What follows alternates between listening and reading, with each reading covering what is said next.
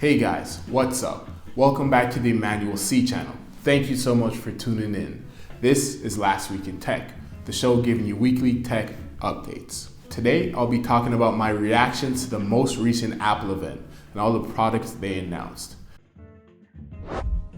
This was an exciting event, depending on who you ask. Apple came out with a lot of things. A lot of things were leaked before the event. Most of what we saw was predicted, but there were still a couple of things I would say that caught me off guard, that I was a little bit surprised by.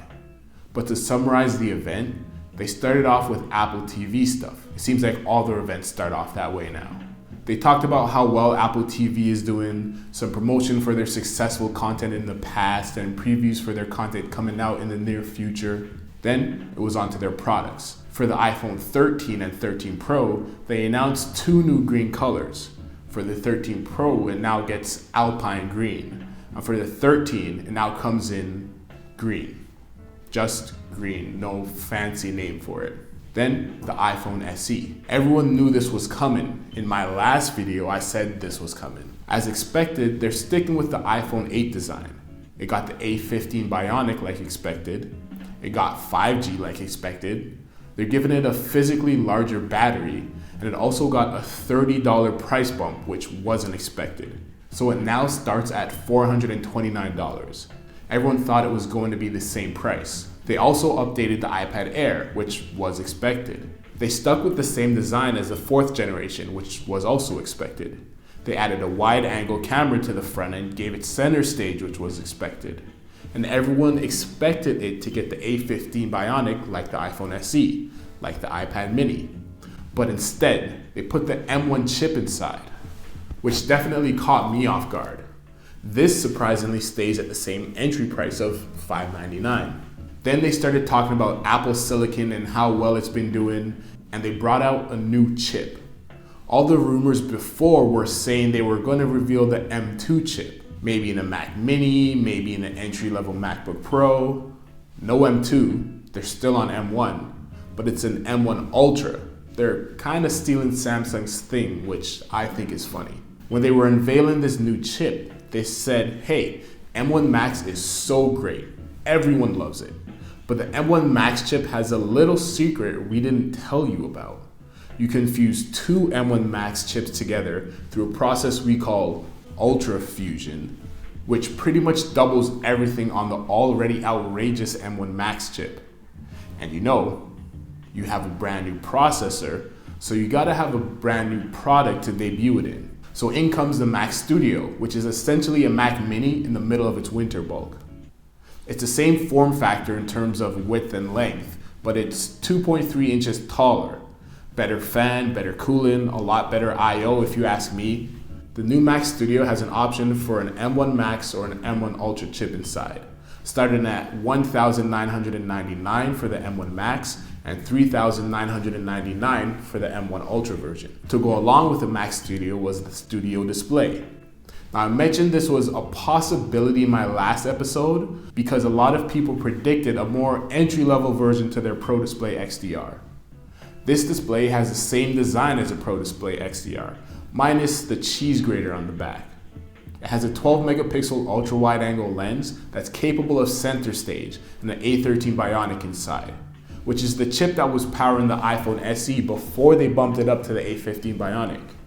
This chip is to handle image signal processing for the webcam, noise cancellation from the 3 microarray, and to create a soundstage with its 6 speakers. This display starts at $1,599.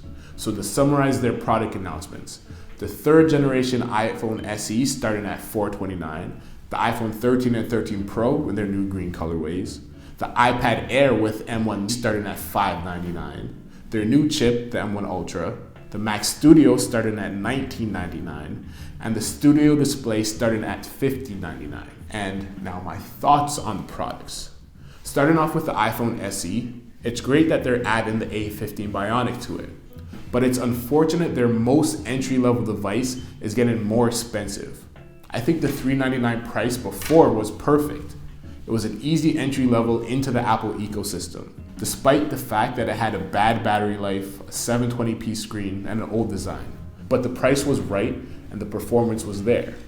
Yes, they bumped up the performance with the new chip. Yes, they've added 5G, but with the price bump, it's getting closer and closer to the price of an actual flagship phone with a modern design from other companies and even themselves.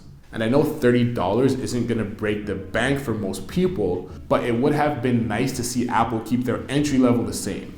In an ideal world, they would have kept the price the same, or if they're gonna up the price anyways, update the design to something like the iPhone 11. Before this event, I would have said the best value for an iPad is the iPad Air. Yes, it had the A14 Bionic, not the newest chip, but it was more than powerful enough for anything you needed to do on it.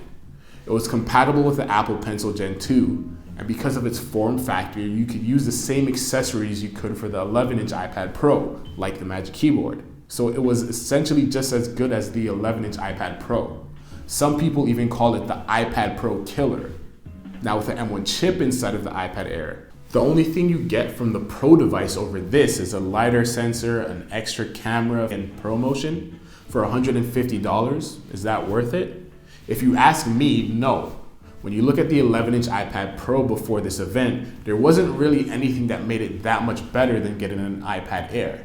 At least with the 13-inch iPad Pro, you got more screen real estate and you got their mini LED technology.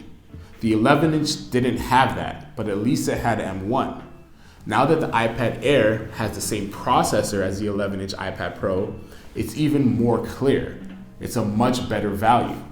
This update is great for people who want an Air, but it makes the 11-inch iPad Pro nonsensical. When it comes to Apple Silicon, this is an M1 Ultra and not an M2, like everyone was expecting before the event. It's not really a new chip.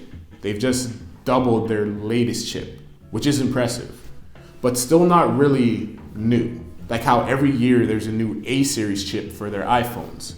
I feel like I just got finished listening to every tech reviewer talking about how powerful the M1 Pro and the M1 Max chips were, and how they were more powerful than anyone actually needed, and they were super future-proof for years to come. So when I heard Apple decided to double the M1 Max chip, I thought to myself, who needs this? Who had an M1 Max and was running into so many bottlenecks with its performance that they thought to themselves, I need double the power. To Apple's credit, this new chip is in the MacStudio. They said this was designed for people working in production studios. Maybe if you're creating the next Pixar movie, or the next Star Wars series, or the next hit album, it makes sense for you. Maybe these kinds of people have been running into bottlenecks with the M1 Max chip. For all I know, these people are praising Apple, saying, thank you, this is the device we've been waiting for. But as a regular person who's not doing any of this, I've just gotta scratch my head. The M1 Max was overpowered for pretty much everyone. And it seems like before they even give it a chance to get old, for people to even consider it not being able to handle their workflow, they completely blew it out of the water. When it comes to the MacStudio, I like the design. I like the compact design of the Mac Mini. I like that they've added more ports on the back, they've added ports and an SD card slot on the front. One annoying thing with how the MacStudio was marketed was they kept comparing it to the Mac Pro from 2019, which was their former flagship desktop with Intel processors inside. Their charts compared the MacStudio to the 16-core Mac Pro, which was the highest selling Mac Pro according to them. But the reason that it was the highest selling was because it was the cheap option. Cheap as far as Apple products go. And you could upgrade the processor and the rest of the device yourself. People weren't buying it for its performance. So comparing it performance-wise doesn't make any sense. Also, these are old processors that Apple has decided to stop supporting. They also mentioned modularity in their presentation, but not sure what they were referring to because there's nothing modular about the MacStudio. They're making these flagship machines that aren't upgradable, that are essentially disposable tech. This is going the opposite direction of where the industry is moving towards. With more repairability and better longevity for products, we have laptops like the Framework laptop where everything is used repairable and upgradable. So why do we have a desktop that isn't modular at all and isn't repairable at all? I mean, you can't even swap out the hard drive. And finally, the studio display. A more entry-level display is a product that they were really missing and needed. But honestly, if you ask me, it's overpriced, as Apple usually is. I mean, why would anyone buy this? It has a processor to run center stage. It's the same price as the M1 iMac, which has a more powerful chip and actually runs a full operating system. Don't get me wrong, the display looks great. Aluminum unibody like everything Apple does, great, love it. But it's pretty dumb because of the price. Its entry-level version comes with a stand that you can only adjust the tilt on. To get a stand that allows you to adjust the height, it will cost you an extra $400.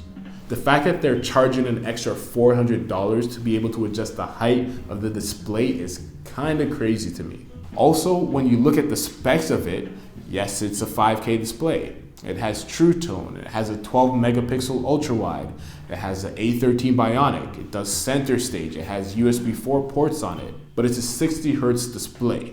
No promotion, no mini LED, no true HDR content because it only gets up to 600 nits of brightness. It's a very nice looking display, but technically speaking, it's not that great.